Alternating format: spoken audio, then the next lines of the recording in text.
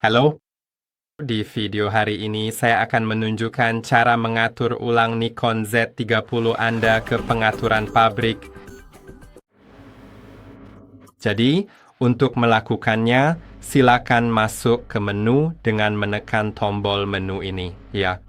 Lalu, di panel sebelah kiri, pilih menu pengaturan, kemudian gulir ke bawah sampai Anda menemukan opsi bertuliskan reset semua pengaturan. Nah, ini dia di sini. Klik OK. Naikkan, lalu klik OK. Naikkan, lalu klik OK.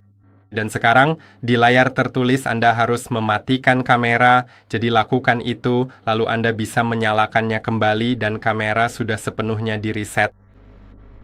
Saya harap video ini bermanfaat. Jangan lupa untuk like dan subscribe, dan sampai jumpa di video berikutnya.